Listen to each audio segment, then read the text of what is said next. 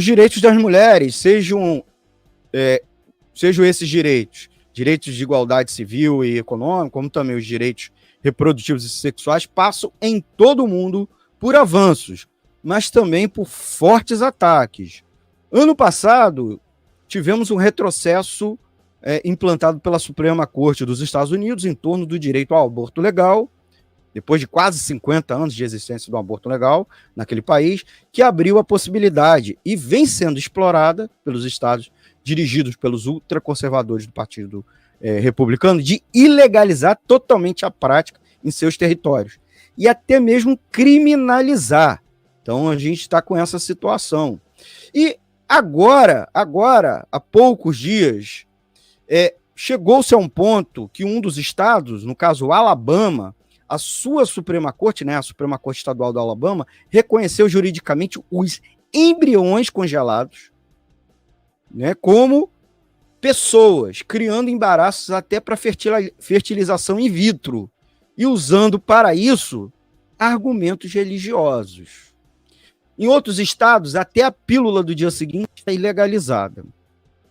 Já no nosso vizinho sul-americano, a Argentina, que há poucos anos, 2020, as mulheres conquistaram o direito ao aborto, após mobilizações maciças, surge uma tentativa de retomada da ilegalidade, partindo justamente do partido do presidente Javier Milei, que se diz liberal, ultraliberal. Curiosamente, apesar dele defender há tempos atrás até mesmo o comércio de órgãos, se declara contra o aborto. Olha que coisa.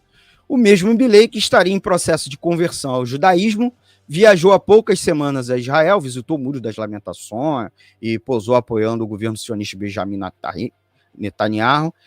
O próprio Netanyahu, que há décadas governa aquele país não apenas em aliança com ultra-religiosos e anti-palestinos, mas executando, né, políticas bem neoliberais. E o Milei também posou recentemente com o Papa Francisco. Por fim, em mais um caso semelhante, o governo da Polônia, sob o comando de governos de partidos de ultradireita católica, lá em 2021, você deve lembrar que eles tentaram ilegalizar o aborto naquele país, o que seria um retrocesso a um direito histórico até da era stalinista. Então, a iniciativa acabou paralisada por conta de gigantescos protestos de rua das mulheres, né? Teve também uma suspensão feita pela Justiça da União Europeia e acabou o gabinete caindo e trocando por um governo menos direitoso. Mas esta semana agora, nos últimos dias, está se orquestrando sobre o apoio da Igreja Católica uma nova ofensiva contra esse direito.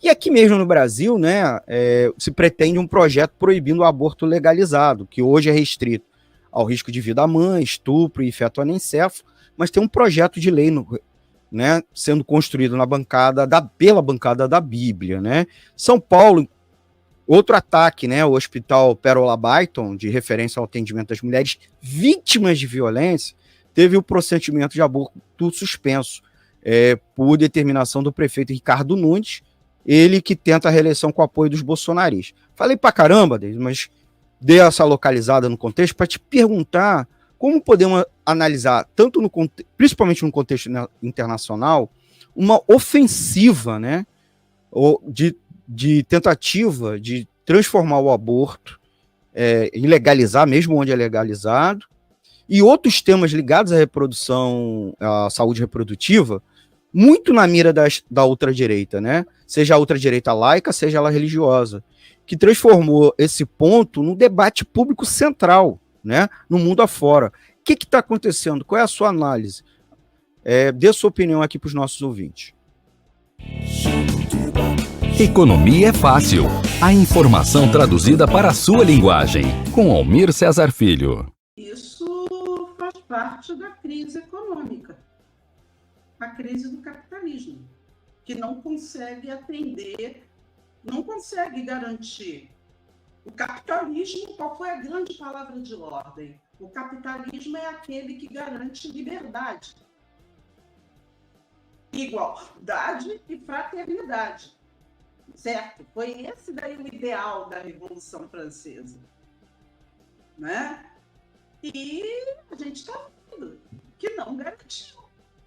Foi uma promessa que os empresários, a burguesia, fez em nível mundial. Vamos garantir liberdade, igualdade, fraternidade, e não consegue garantir isso.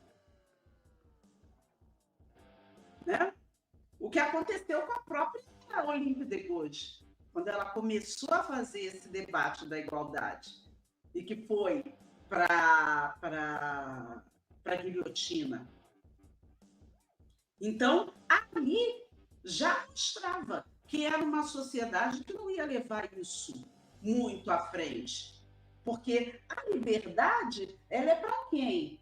Para as mulheres burguesas, para os negros burgueses, para os LGBTs burgueses. A liberdade é para a burguesia, não é para os trabalhadores.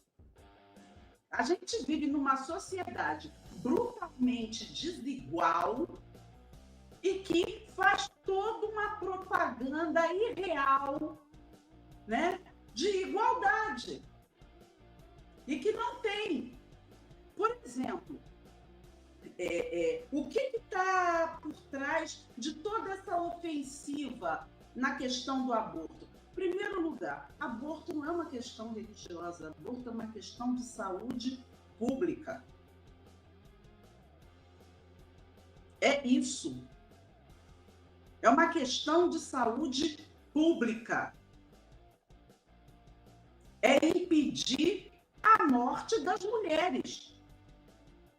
Simplesmente é isso. Por exemplo, a sociedade capitalista, ela não garante o direito de criar os filhos de maneira digna para as mulheres trabalhadoras, principalmente na questão do salário.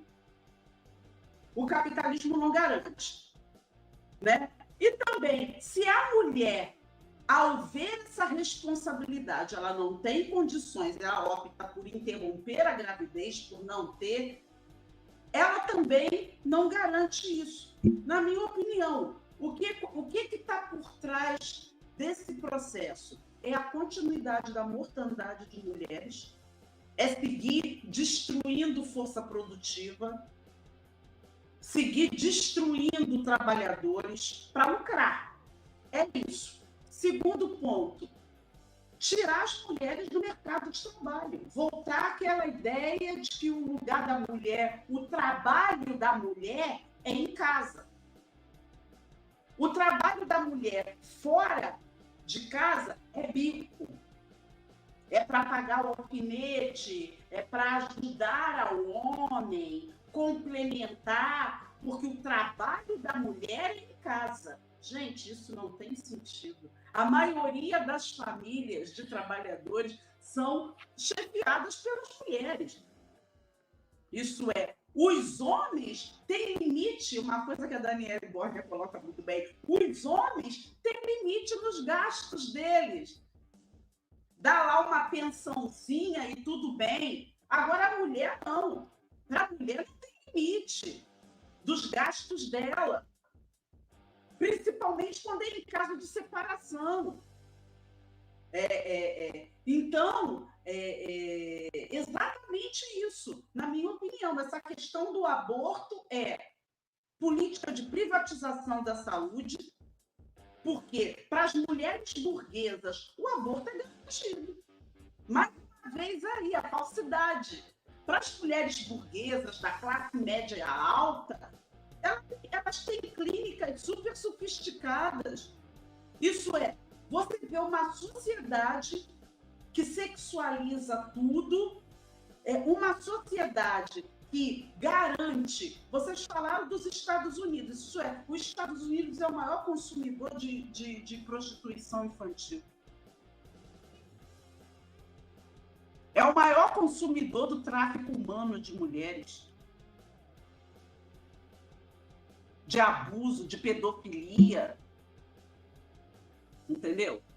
Mais uma vez, eu estou querendo dizer isso. Essa questão é voltar à idade antiga, aquele retrocesso brutal.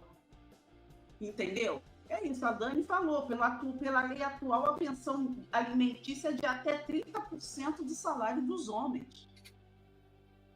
Aí, para as mulheres, Não tem limite nos gastos.